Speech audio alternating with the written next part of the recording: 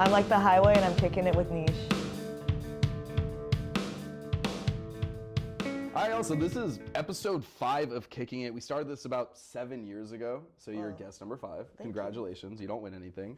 But I have my new friend here, Like the Highway. They're a performance artist, incredibly talented, and I'm really excited to learn more about you. Thank you, I'm so glad to be here. Yeah, it's gonna be dope. We met at an art gallery a few weeks ago, and they were telling me about your newest art installation. How would you even describe what you do? I view my body as an organic sculpture, so you could say it's the new sculpture I'm working on. I also kind of view life as an experiment in art. As a performance artist, everything that I do is art, and that mindset has really allowed me to free myself from worry, because anytime I want to play with appearance, a new way of being, I just tell myself showing up as myself, though it's risky, is part of my life philosophy. So this conversation we're having, you could say us talking is a song. You could say us sitting here is a dance. The only thing in my mind that you need to do to be art and to do art is just to live as yourself. And especially as brown people and any person whose body is told to them, this is what you're good for, this is what you should accomplish, this is who we perceive you to be, whether that be interpersonally, politically, or in the media. It's kind of our responsibility to ourselves to tell people this is who I am before they tell you who you are. I like the part that you said, life is art. Everything that you do can be perceived as art. I'm assuming you didn't start off thinking that way. No, right? 100%. So what was that journey like to get to that, I would say almost like a peaceful mental moment to say life is art, I don't need to have pressure? Yeah, this is cool because we're kind of starting from the beginning of how I kind of got to the place of making this piece that I'm working on. So I definitely did not start off thinking this way. As any person, I think, in our world, there's times when you question yourself and your worth. It's impossible for that to not get in your head a little bit. And I, for a long time, was struggling with my self-worth and struggling to feel that confidence and that I had value because society was telling me that I didn't. Right. And I invented a word to describe this feeling. I call it self-disintegration. Okay. So self-disintegration to me is what happens when you lose yourself completely. Your sense of self, your sense of being and belonging, you disintegrate into nothing. It's not sadness. You're almost like a ball of clay at that point, right? Yeah. You can be formed into anything and change form at any time. That's interesting. Exactly. I like And it's kind of the aftermath of having a low commodity. I like to make up words. I could tell. I could tell. Me too. I'll tell you mine later. But yes, you said, please. So it's commodity and body. So commodity. Yes. Okay. But it's something that I think's always existed. Everybody has a commodity.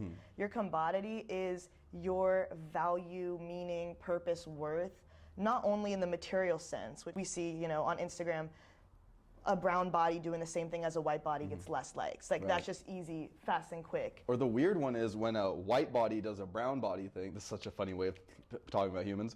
They get more likes because they're doing it. And I'm like, what is this? The white appropriation of yoga and Zen. Or for example, I've seen so many white people thirst trapping in a keffiyeh. And I'm like, that's it's crazy. And everybody's liking it and they're so ally this, ally that. But then if a Palestinian is wearing a keffiyeh, you're seen as dangerous. You can't feel safe in your own cultural clothing. But it's how you feel about yourself as society is telling it to you. So is it how society views you and they ascribe a value to you, or is it more how you feel about what they're ascribing to you? Because we could say that, if you take, we were talking about colorism earlier, right? And generally speaking, the South Asian community, lighter skinned individuals are seen as more trustworthy, pretty, or whatever. All is bullshit, but that's how it's seen. Now, is it that's my commodity or that person's commodity, or is it how I feel about that feeling? So I would say the actuality of how your body is viewed and what it's called is your commodity. Okay. And then how you feel about your commodity is just, you could feel happy about it, you could feel sad about it, you could experience self-disintegration, which is kind of more than self-loathing, self-hatred, it's the dissolution of your sense of self. But commodity, the most important thing to understand is it's specifically created by words, what we call ourselves. I call this language of titling. Boy, girl, that's language of titling. It's a name that you're calling a person based off of how their body is appearing in space. Right. Fat, skinny, that's an easy one to understand. Fat phobia is prevalent. And even in different spaces, though, there's different beauty standards. Brown, the idea of brownness, we've talked about this a lot, exists because the word brown, when we say brown, I know exactly what I'm imagining in my mind. What do you imagine? Because I've learned that somebody who looks like me, somebody who looks like you. See, when I think brown, I think of anyone that is not white and also not East Asian. Yeah. I don't know why, like Mexicans, Persians, Arabs, Indians, everyone else in between, we all the same brown. But I know it's a hot take. No, I really resonate with that. And the reason why I think that's so true is, to me, black and brown is like this because of the way that our bodies are stereotyped can often be very similar. Especially, there's just such a solidarity between black people and Palestinian people. If we see in terms of governmental violence, our police were trained by the IDF. Like there are just these systemic parallels, and also a lot of black and brown bodies tend to be stereotyped either hypersexualized, undersexualized, viewed as dangerous, viewed as threats. Right. And I think that is a very similar psychological experience. Of course, every group has their own nuance, but we're all being commodified. I'm trying to think, like, you know, you were mentioning you're Palestinian, you're gender fluid as well, you said, and queer. Are these, other than the Palestinian one, with gender fluidity and being queer, is that something you knew about yourself early on? And did you present to the world as a queer person openly, or when did that happen? I think for me, it's something that I knew when I was young and put it away. Okay. Especially because I was aware that this is part of my own, like, playing a role in my self-disintegration. Like, I chose to hide things about myself because I wanted to have a higher commodity. I was aware that if I claimed these words, which even saying I'm this, that, and the third, I'm commodifying myself. Like, we're all just people, but there is a reality of different words mean things and make you value differently in the stratification of oppression. And since I knew from a young age I was brown, and that made people treat me differently. Just, you know, on the playground, people making fun of what you're eating, you know. Which is crazy. Simple things. Like, sorry you don't have seasoning. Like, get well soon. Relax. Like, you literally get well soon. But, like, I definitely hid that about myself. And then deciding to live life as an experiment in art was my way of reclaiming my commodity. So did you come out as queer, or did you come out as a work of art, and then the queer part happened as a result of that? I never really came out. I just started like doing me. Right. And then when people questioned me about it, I'd just tell people I'm an art piece. This is what I'm doing. And there's actually a lot of history with people playing with gender as performance art. And for me, that gives me a level of feeling safe in that. Because I think it's easier to explain to people. I think the most you can learn is just by living and paying close attention to yourself and others. And I think that's how I kind of came into my queerness, was just by paying attention to myself and how my body felt in different spaces. But when I did kind of come to terms with, you know, people are homophobic, this, that, and the third, and being a brown queer person is different than a white queer person because of, you know, our culture, you can kind of feel like, oh, well, how is that going to change how I feel about myself? How is that going to change how other people feel about me? And that's part of why I turned to art. I decided, like, these are things that make me different from other people. Society is telling me that's a bad thing. Society is showing me difference is bad. But as an artist, that actually is a great thing. It's a beautiful thing to experience the world in your own way, because then you can make things that nobody else would make, because nobody's you. And I think everybody has that. Nobody is anybody. And when you just come into yourself and show up as you every day, even when you're just going to the grocery store being yourself, that's art if you frame it like that. It's true. And honestly, like, even just the space we're in, when, by the way, we're at Pleasure Studios right now, you'll notice it's beautifully ornate. It's an expression of my friend Rod's culture and what he believes about South Asian culture. If you want to come in, say hi, you can. That's him. This is Ra. This is Studio. Get the fuck out of here now, boy. Real quick, come back. Shout out. This is Ra. Come here. This is Ra. This is my boy. This is his studio. It's beautiful. You guys can rent it out and all that good stuff. I'm just saying, I got you, bro. Amazing I got designer. you. I know, amazing fashion designer. Creative director. Yeah. All right. Get out of here.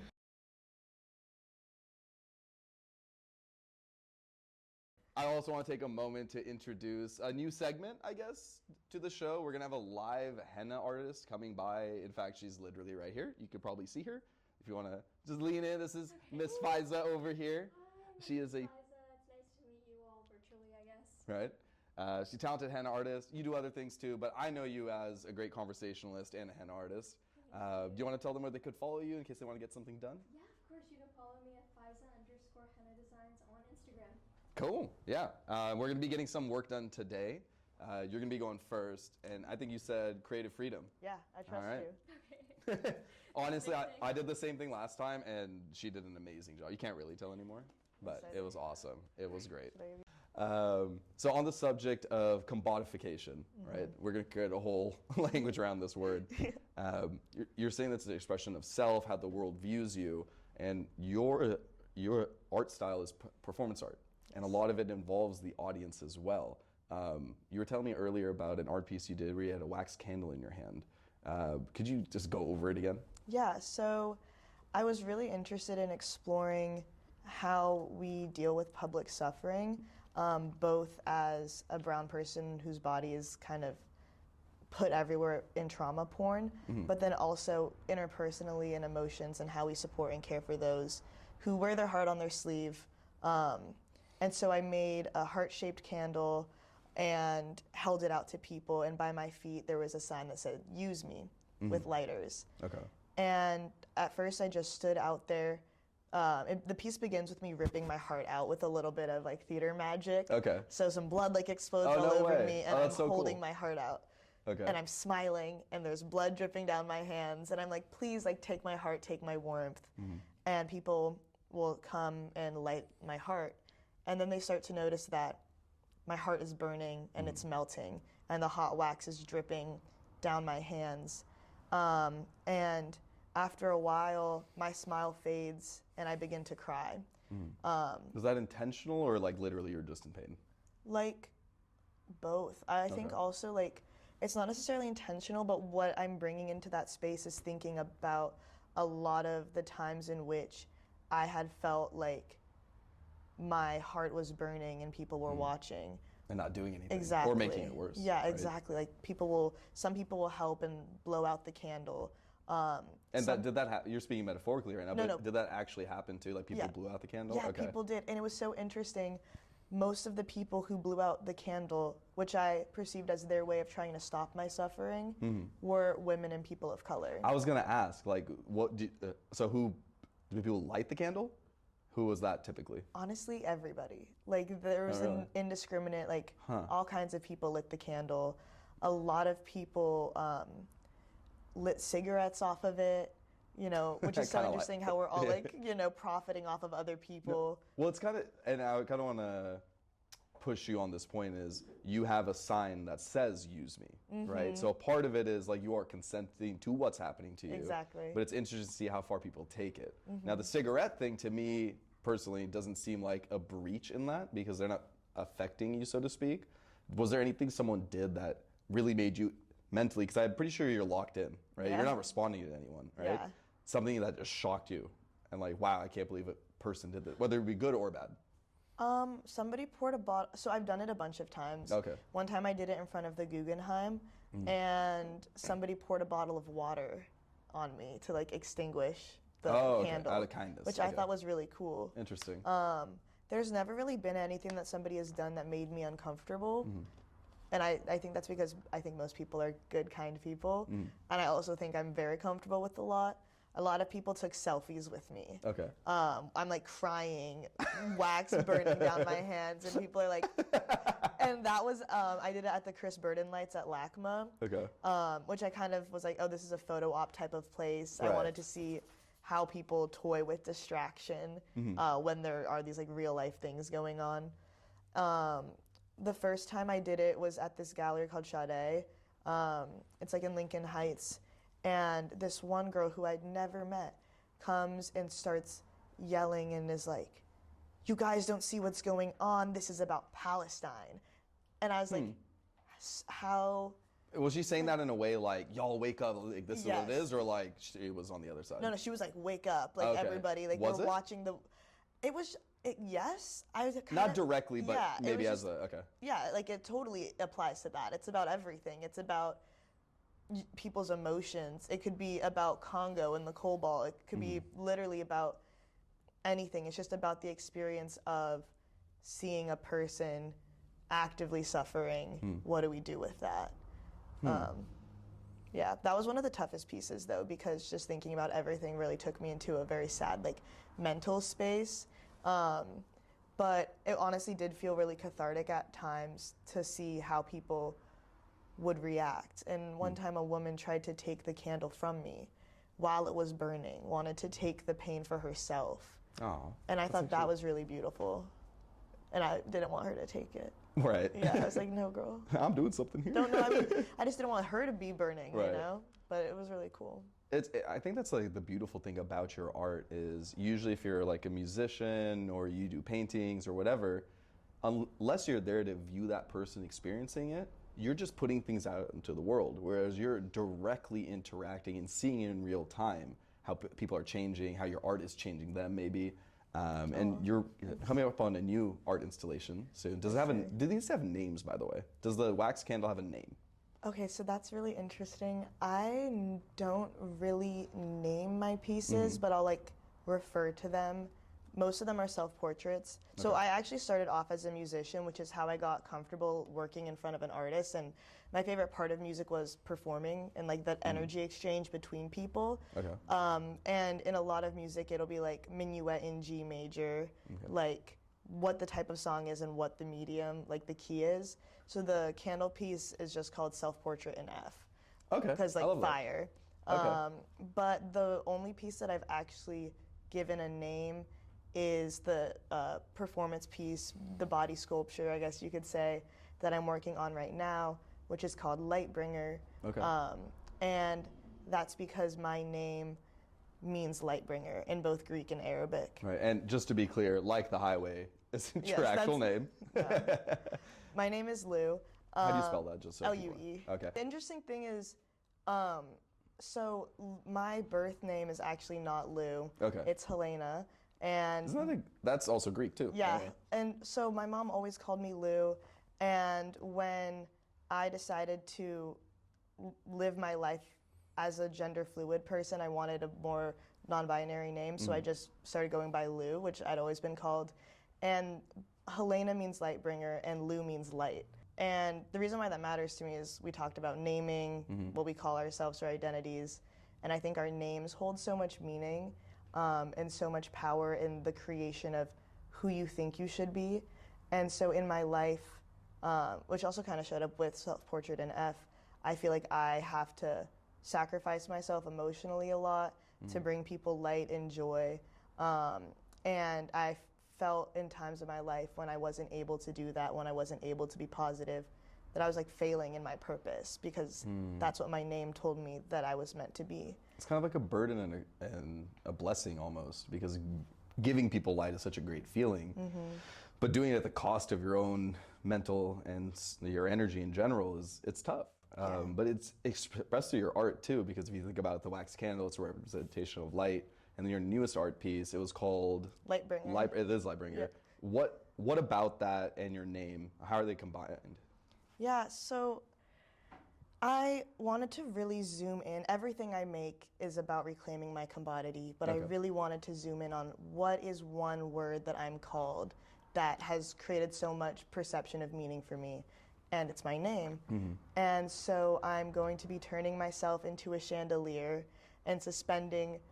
I'm just trying to imagine this before you explain. Keep going. I'm going to turn myself into a chandelier and suspend 15 feet in the air with these candles burning off my body. And this piece to me is really calling attention to how I feel like being a light bringer has brought beauty into my life.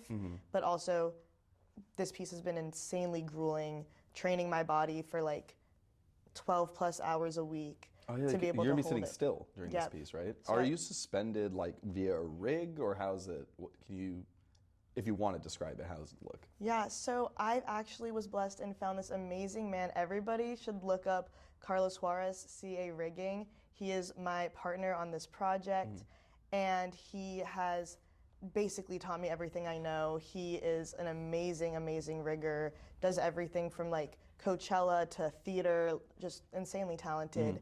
And he took me to go get a custom-made stunt harness. Okay. And I'll plug the name at the end, but Okay, you're good. yeah, I forgot. But anyway, so Raphael is the designer of the harness, and so I'm going to be held basically from my stomach.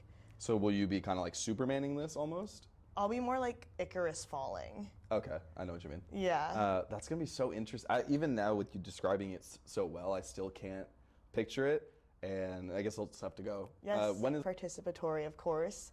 Oh, that's So right. I'm inviting people onto the stage. And I guess I won't say in what manner, but there is going to be an element of helping people connect with their own internal light. The goal of this piece is for me to change what being a light bringer means to me, because it's never something I'm going to stop doing, even when I've gone by different names, all the names end up meaning light, so Right. it's clearly my purpose. That's what. Yeah, we're locked in. Yeah, we're locked in, but you can decide what it means. Like, you Okay. can't, like, I can't change that I'm brown, but I can decide what that means for me. I can become the architect of my own narrative, because if people are going to tell you who you are, just tell them first. That's kind of my Wow, whole... that's powerful. Thank you. No, I'm just thinking too, because it's hard to do that, because as soon as you show up, people are already thinking things about you, so you have to actively work against that. So I'm imagining now you're 15 feet in the air, you got candles, and are they going to be burning on you, or are they like, are you gonna have the same element of pain that you did with Self-Portrait F? The pain for this one is definitely coming from the position that my body's been in, because all of the blood is going to my head, so I've had to practice lots of different meditative breathing practices. I was recommended Kundalini breathing, which I've been training in to keep my circulation healthy, and that's honestly the hardest part. I don't think many people who see this are going to know what went into the piece. They're not going to see I didn't even the just, pain. yeah. That's a lot, like just getting set up for that. How long are you going to be suspended for? 20, 25 minutes. That's so long. Like, it doesn't, like, out loud, it doesn't sound long, but when you think about what you have to do, Yeah, it's incredibly painful. Like, just your neck is being crunched, everything, but it's going to be so beautiful. And I think art is a great way to alchemize pain into beauty. And I really hope that people at the end of this piece, and there's going to be sort of a spoken word element where I want to guide people into connecting with their own light. So instead of bringing people my light, I hope at the end of this piece, I've brought people to remember their own internal light and their soul. And that the main thing is, we are not our bodies. Our bodies are kind of a flesh vessel for our soul. Flesh vessel. Hey girl, that's a nice flesh vessel. Yeah, maybe don't say that one. It seems like early in your life, maybe you didn't recognize it, but you were giving people your light. And that's different than sharing your light.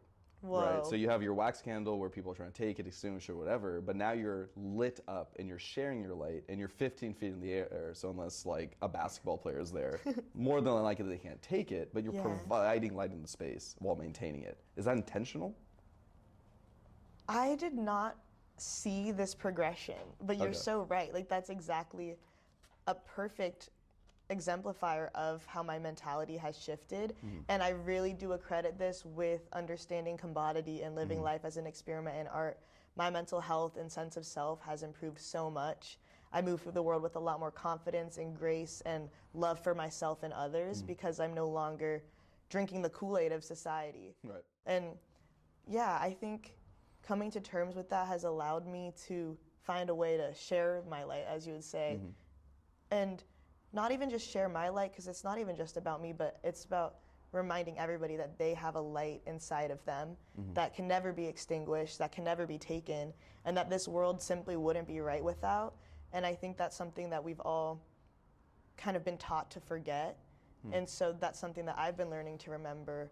And I hope that other people will learn to remember their own light and that their uniqueness is what makes them beautiful, even when you're told that that makes you less valuable. That's all your value is in being yourself. No, I absolutely love the way you're portraying this, and the fact that you're out in the world doing it. Thank you. Reminds me of something that I heard a while ago. It says, "We become the people our inner child needed the most."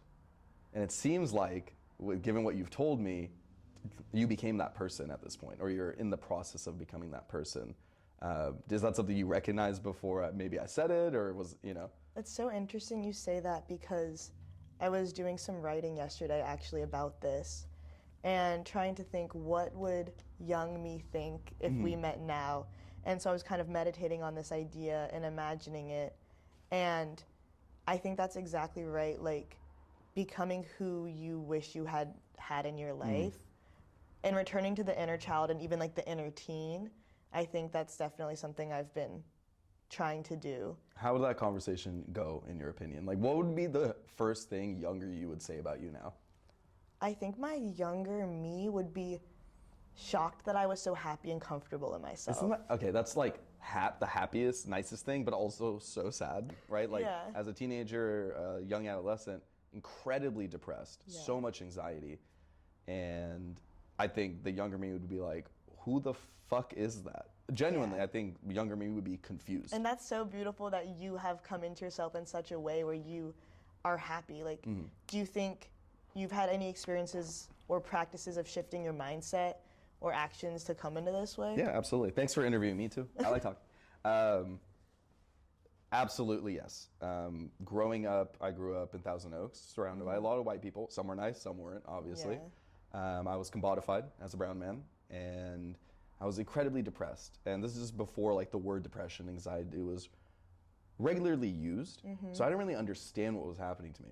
But I had severe confidence issues, and I would look into the world and see what I wasn't. And at a certain point, it culminated in a suicide attempt at age 13, which is crazy to, at that's age so 13, young. being like, you know what? I'm fucking done. I saw enough. I'm done.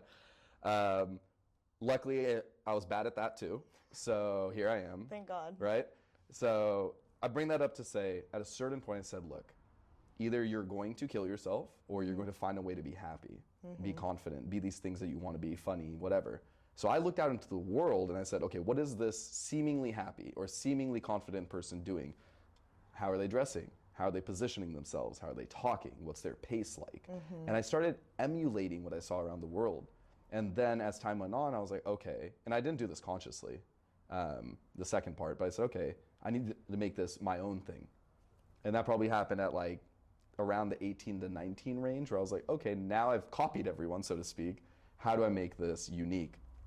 And as time developed on, I've just, learning, I was trying to do these things for the wrong reasons. So then shifting a different direction. But it's been an interesting journey. And you were saying the power of names. For a lot of people listening and Kickin It on Rukus Avenue, my name is not actually Neesh. That is a fake French word that I've adopted. My name is actually Naveed. So Naveed is traditionally a Muslim name, usually in Persian, Pakistani cultures. It means good news. The reason I changed that name was I didn't have a lot of friends growing up, so my family used my name the most. And I love my family, but they were like typical South Asian folk. You have to be a certain way. And I was constantly, especially as the youngest, taught to control my behavior to make other people comfortable, to make them feel respected or whatever backward shit they wanted. And about 5 years ago, I don't know, I just had this shift where I dropped out of, not even dropped out, I got accepted in nursing school, like literally, and then I was like, nah, switched to a philosophy degree, started pursuing career aspirations that I cared about, and living by my own expectations, which I didn't really know how to do, to be honest. And Neesh was a manifestation of that, because Neesh ideally is a person who is their own niche outside of the confines of what people think about them. So it's interesting that you bring up commodification, because I've been doing that, right? But when you attach a word to something, it makes it more powerful. So yeah, that's basically been my journey, and I honestly can say changing my name changed my life. Yes. You know, Because you're able to create yourself. Names are so powerful because they hold concepts.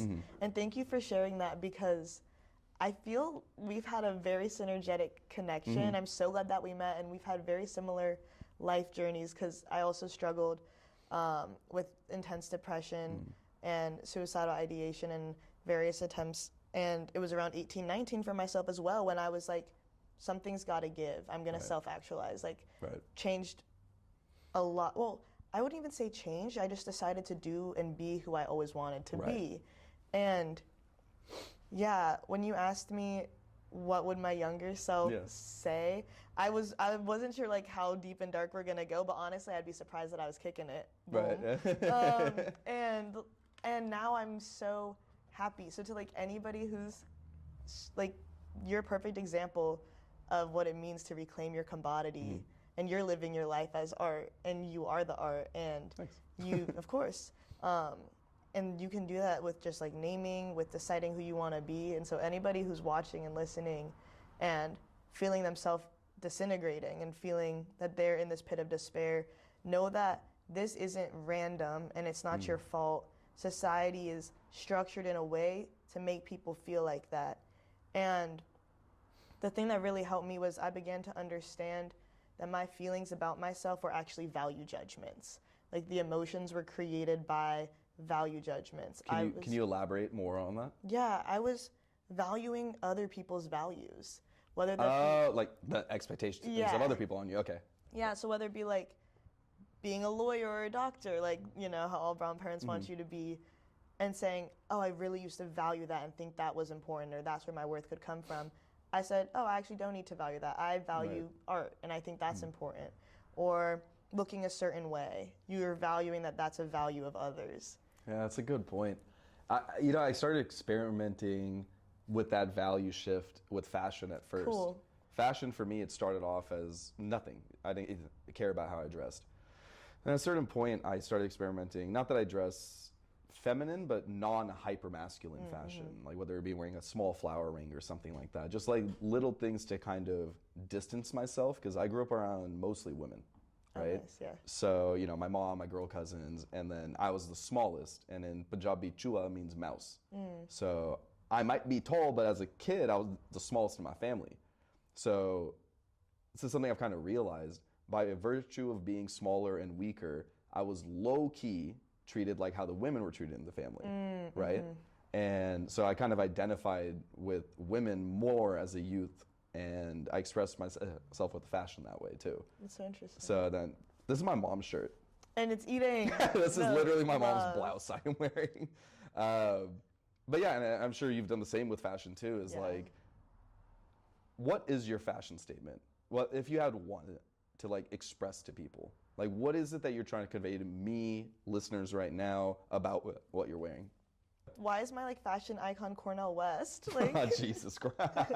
Well, it's interesting because like, and I mean this in the best way, because fashion, when it doesn't make sense, I think it's better. Like the layering of everything, it's not consistent, right? Like it doesn't make sense. But then you have the tie that fits, and I think I met you with a tie too. Yeah. Right? Is that always a part of your fashion? I mean, I don't wear ties every day, but I wear a lot of ties and button-ups. Okay. And I mostly wear black, white, and red. And I never realized why this was.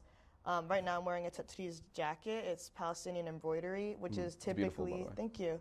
Yeah, this is hand embroidered, and it's typically in black and red. Okay. And I think growing up seeing that all of the time just kind of trained my mind to feel very at home in these colors.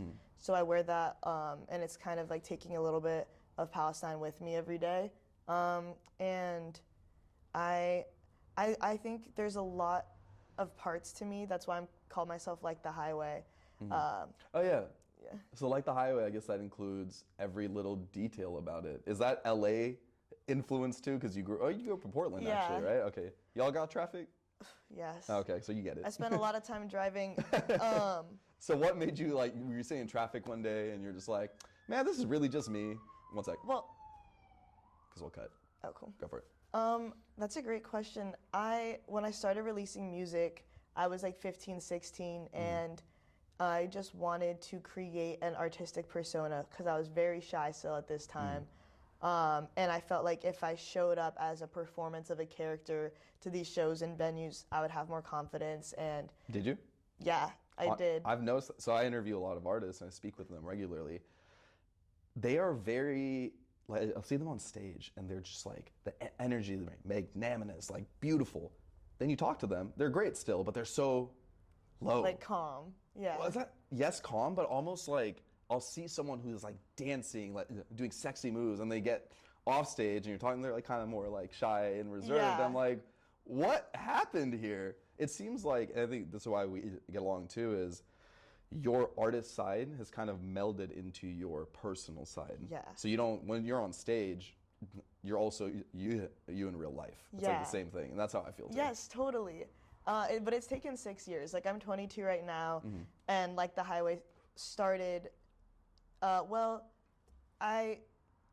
So first I was called Lou Banfield because I was like the Highway. And there's a Banfield Highway in Portland. I have no idea what Yeah, it's just like Portland things. Like if you know, you know. Just Portland. Yeah. But then I changed my name to Like the Highway because I do art. I paint, but more so is the performance of making the object then becomes the painting. I do music. I do performance art. I write a lot. And people are always, you were talking about this, like Neesh, like people are always telling you you need to be one thing, do one thing, fit in the box. But I like to embody everything. Same with gender, being gender fluid. Like I'm everything, and that is like the highway. I'm every car on it. Every car, every street, light. like little thing, huh? That's interesting. And do you go by Lou in day-to-day life, right? Yeah. Okay. Is there a distinct separation between those two identities? I would say, just on my assumption, is Like the Highway and being a performance artist is more intense. Yeah. Because you don't give me intense vibes when we're speaking, but you talk about your art, I'm like, you good? Yeah, I kind of like channel my intensity into that, and it's allowed me to be very emotionally regulated in my day-to-day life. And I think there's a little bit of separation. I would say that like I am like the highway, but like the highway isn't me. And so it's allowed me to not base my entirety of my self-worth in my work, which I think I did for a long time. I felt like, again, it's kind of like the pitfalls of passion. I think the tortured artist trope exists partially because you make art because you're tortured, but making the art tortures you. You never think you're good enough. It reflects on yourself. If people don't like it, you can tend to think that's a reflection on people, like feelings about you because you're putting everything into it. And so for me, with Like the Highway, I put everything into that, but everything that comes The in it is musical not side, me. right? The musical side of Like the Highway, or all the of music it. side? Okay. Like all of the Like the Highway. All of it. Yeah, The whole highway. The whole highway is everything that I'm putting into it, and it's my heart and my soul authentically. But Lou is me, and how things go with my work or people's receptions of it is now more separated from my sense of self. But my sense of self inspires like what I make. Right.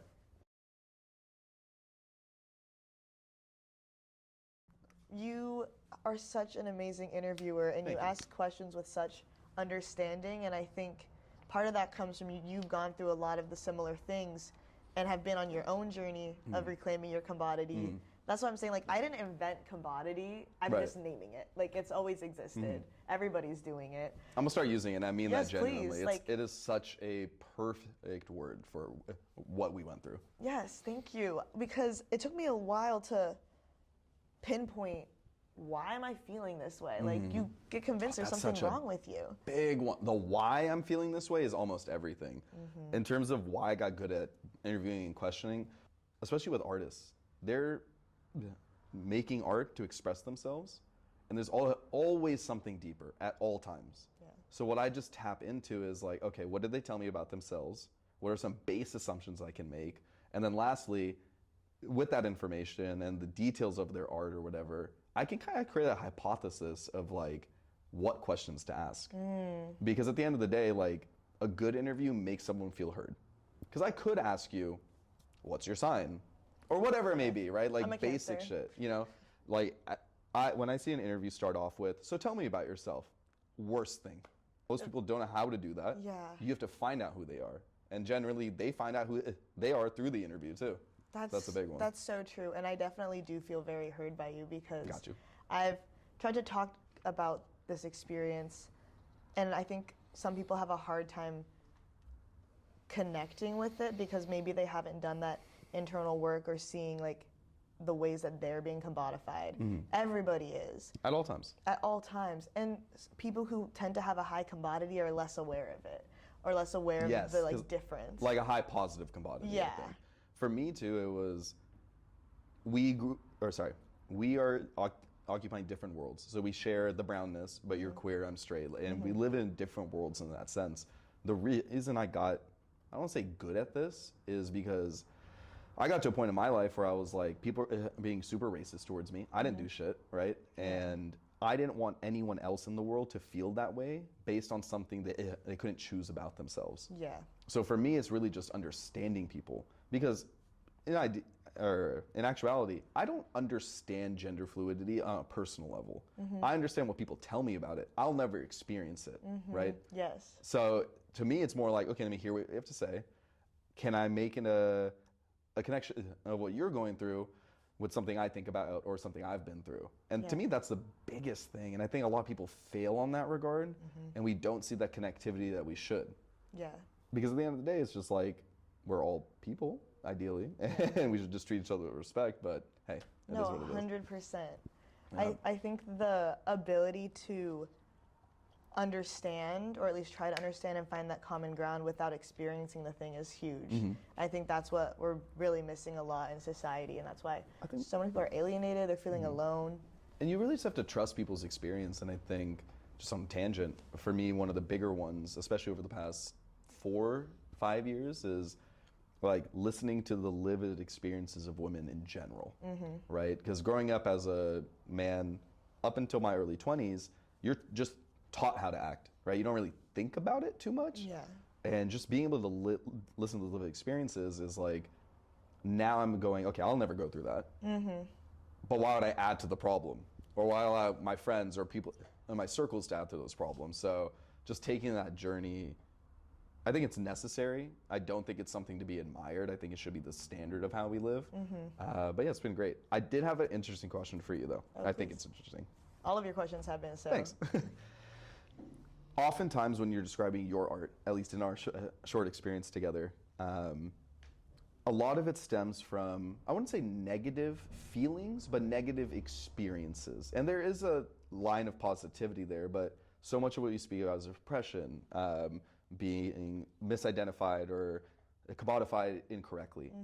Is there anything about your art that is an expression of the positivity that you receive? Because I'm assuming once you came out as queer or started identifying as queer and you were in queer spaces, there was probably some beautiful moments there where you're like, wow, these are my people, like I feel good about this, right?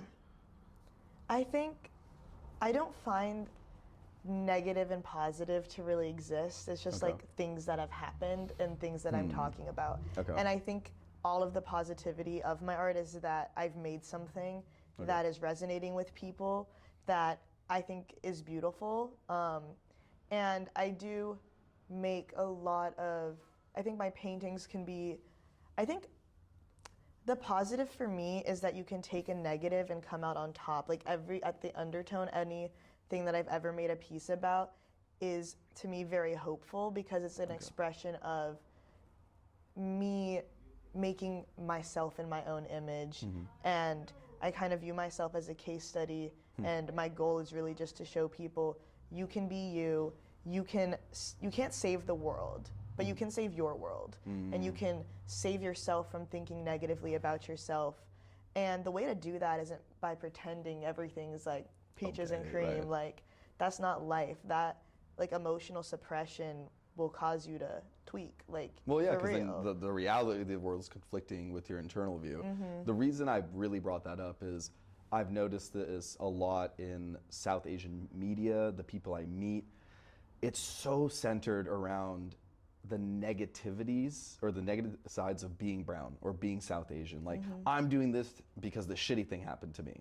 And I'm trying to shift the narrative, at least get people started thinking like, okay, one, it's dope to be brown, whatever brown that is. Yeah, it is. And then there's like levels to enjoying that and expressing your art through it. It doesn't always have to be this like trauma response to life in your art, right? 100%. Not saying that you were necessarily, because that's an important journey, but that's why I was asking. I was just curious how you viewed it.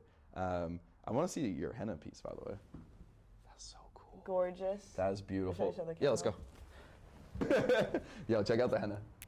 I cannot wait. Whoa, it's so sick. That's Can you see it? beautiful. Faiza, how do you do this like just casually? So insane. You're like, I don't even know why I'm The amazing. detail is amazing. That's awesome. Like it. It's beautiful. I know it was such a long time since you last had it Yeah. done, so I was like, let me make it work. Thank you so much. That's It's so so cool. beautiful That's and so dope. special. Thank you. So I wanted to get, and this is how dedicated I am to Rukus Avenue. So Sammy, Anshul, just know it's real over here. I'm gonna get this on my hand, all right? So that, but then you can kind of mix it up from there. The important part of the art is this symbol is like the big part. Everything else can change if you want. Okay. Yeah, cool. Let's do it. And are you comfortable? Yeah, I'll tell you when I'm not. Okay. The first time she did my hands, I was like doing a workout lightweight because I had to like shift it weird. Oh, yeah. And I started pointing. I was like, "Can I move?" She was like, "Yes." You were talking about the positivity. Oh yeah, well back to the positivity. I think a lot of that comes through in my writing. I'm right now working on writing, I guess you could say, a book that I'm going to turn into a zine about commodity. Okay. And kind of just make people aware that this is something that you can change how you feel about.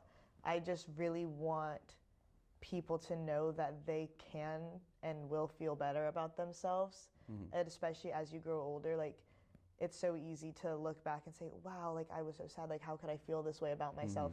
It's very clear to see how people feel this Right. way, you know? But it's harder to see how to not feel that way. And it sounds like some stupid toxic positivity, but it really, like, your life is too precious to spend it hating yourself. But I want to talk more about the Lightbringer art piece. I'm gonna be inviting people onto stage with me and helping them reconnect with their own internal light.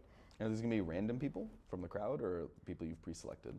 Anybody. Anybody? Okay. Yeah, I really think this is gonna be my most like hopeful piece because at the end, I believe that people are going to be remembering to relearn to tap in with themselves and be reminded that we've been taught to forget that we are souls and bodies, and our body is called so many different things, and our body is made to mean so many different things.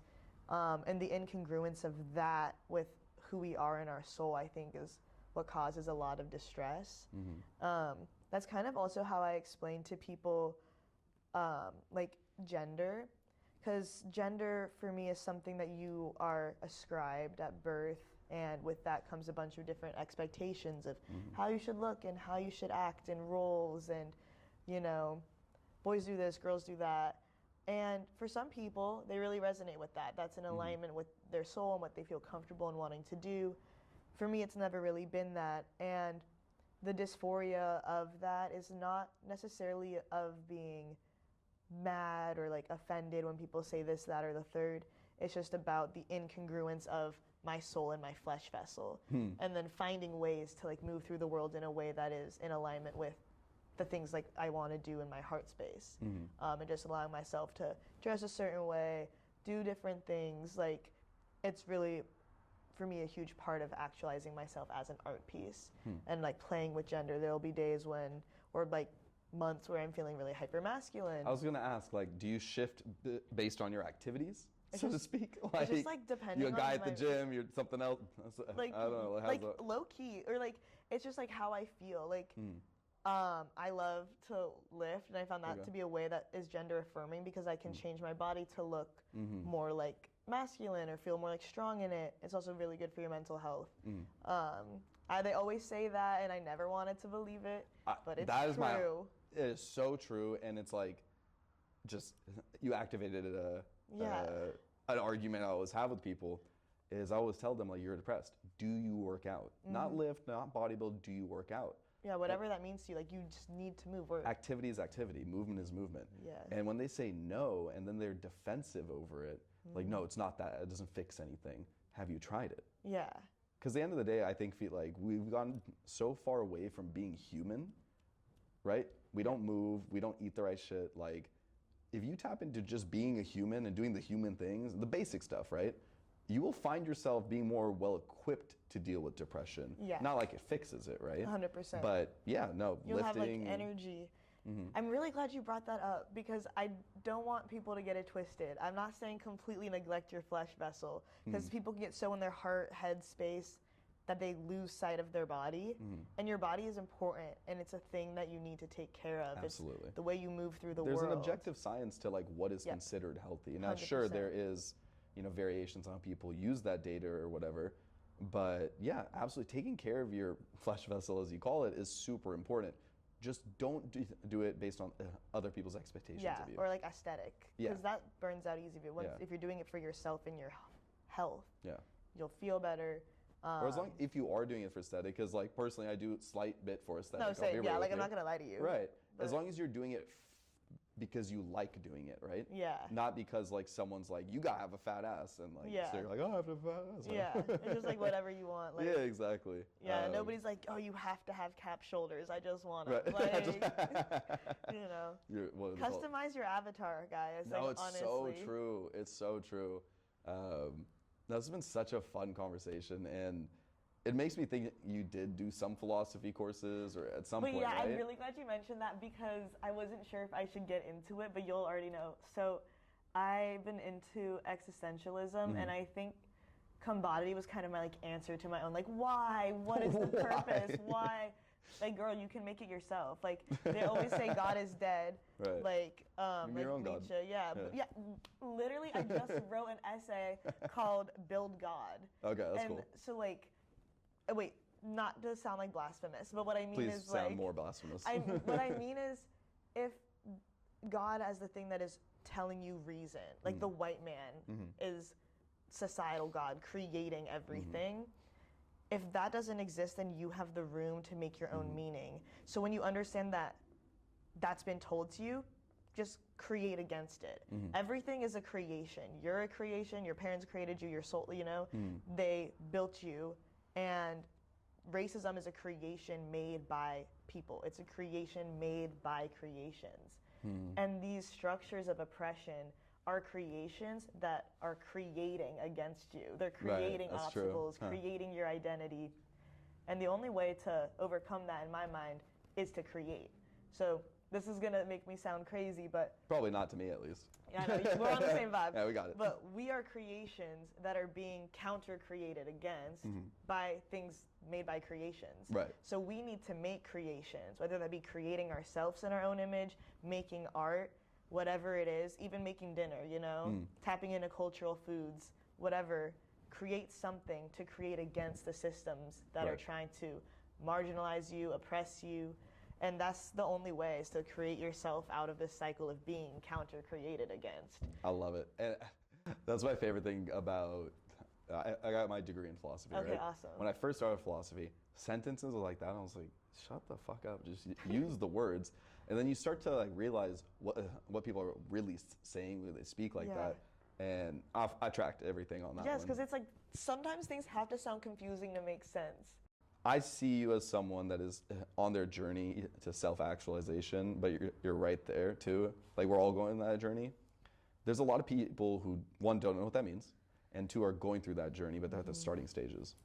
What would be, whether it be advice, a story, something you wish you could tell these people about like how to overcome or like deal with it better? It's a great question. Let me think for a second. I don't know if I have an end-all be-all advice because I'm, like you said, in the process. I think self-actualization is not a destination, but it's a journey of just checking in with yourself every moment, every day. What do I need? How do I want to move through the world? Changing your mind is okay. Trying on different identities is okay. Being different ways, different interests, all of that is okay. That's actually probably the best thing you can do. And just being gentle with yourself. You're not going to wake up one day and love yourself. It's like an active choice. Love is an action, whether that be how you treat other people, how you treat yourself. So I think my main advice is to counter-create against the things that are creating against you. Know that how you feel about yourself is a value judgment. That is, you are being commodified. Everybody is. And so it's not just you alone in this. Look to people and see that everybody is kind of going through this in their own way. And you can find community in that and find faith in knowing that things will get better when you decide to. You know, everything is a manifestation. That last part was good. Like if you sit around wallowing, romanticizing your own misery, nothing will change. Nope. The only thing you can do is stop drinking the Kool-Aid. It took me years, like years to It's lock wild in. that it's like once you do realize it, it's, I wouldn't say instant, but it's like, oh shit, what have I been doing this whole time? So I totally feel you on that. Because it's like, it's not you. You aren't doing it to yourself. Like commodification is something that's happening to you that is like creating this feeling. And I would just say, like, adjust your values. It takes time. It takes practice. The mind can change its pathways. You know, we all have neuroplasticity. Your mind will meld and mold in different ways. The language you use to talk about yourself is so important. Internal self-talk is really hard, but it's really important to speak to yourself kindly like you would to your friend. And just remind yourself every day that you are not your body. You're not what your body is called, but you are your soul. There is a light inside of you that can never be put out and that the world isn't right without. So don't let these people try and extinguish you, put your light in a box, carry it around, tell you what color your light is. Your light shines however you want it to. And that's all you need to do is just be you and shine. You said, you know, I don't really know how to answer this question, then you answered it wonderfully. Thank you for sharing that. I think people in this room who heard it were impacted by those words. I was too, so thank you so much for sharing. I appreciate you being a part of the Rukus Avenue family too. You're a part of it now. South Asian Network, we got you.